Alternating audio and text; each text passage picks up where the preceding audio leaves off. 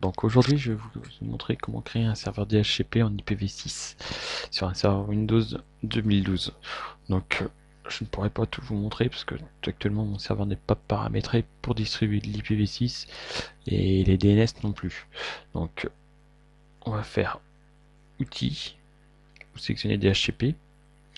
Donc la console DHCP va s'ouvrir. Ici, vous voyez, vous avez le serveur D1, serveur 1 dtest.fr. Donc vous avez l'IPv4 et l'IPv6. Donc là, nous pouvons faire un clic droit sur IPv6, nouvelle étendue. Nous allons faire suivant. Donc là, on va taper DHCP IPv6 test. Donc voilà le nom de l'étendue. Donc après, vous mettez le nom que vous voulez. Vous marquez étendue de test. Donc on va faire suivant. Donc là, dans les préfixes, donc vous mettez le préfixe préalablement déterminé. Donc on va marquer 2014, deux petits points, on va marquer DB, on va marquer DB10, DB1, donc on va faire DB1, ensuite on va faire deux petits points, et on va le faire deux fois. Okay, donc là ça veut dire que ce sera des zéros en fait. Donc ensuite nous allons faire suivant.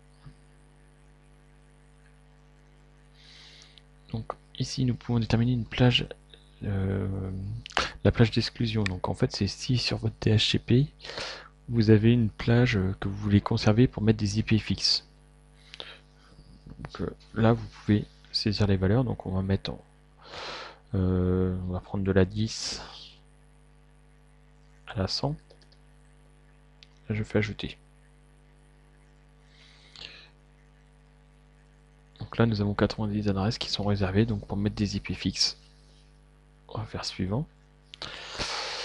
Donc la durée de vie, donc on va laisser à 8 jours. Et durée de vie valide, généralement je la descends à 9.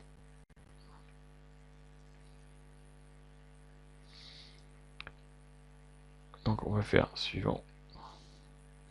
Donc là nous avons un petit résumé, donc nous retrouvons notre préfixe 2014 DB1, le byte d'adresse non temporaire, donc avec les durées de vie donc de 9 jours et la durée de vie préférée de 8 jours.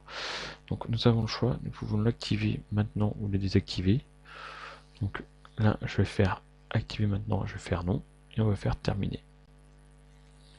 Voilà, donc notre étendue est bien créée.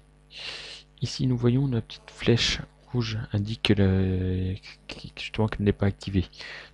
Donc nous allons retrouver plus tard, comme sur l'IPv4, nous retrouvons exactement les mêmes fonctions, nous retrouvons le niveau d'adresse, la plage d'exclusion, celle que nous avons déterminée tout à l'heure, les réservations, si on avait fait des réservations, et les options que l'on peut également déterminer. Donc pour aller choisir les options, nous allons dans option d'étendue, nous allons dans autre action, et nous sélectionnons configurer les options. Donc là vous voyez, vous pouvez rajouter par exemple la 23, liste d'adresses IPv6 des serveurs DNS. Donc si vous avez plusieurs serveurs DNS, vous pouvez les renseigner ici. Donc voilà pour les options. Donc ensuite, une fois que tout est paramétré, si vous voulez l'activer, il nous suffit de faire un clic droit sur le nom de l'étendue et de faire activer. Et là, votre serveur DHCP va bien distribuer des adresses en IPv6. Donc, moi, je vais la désactiver.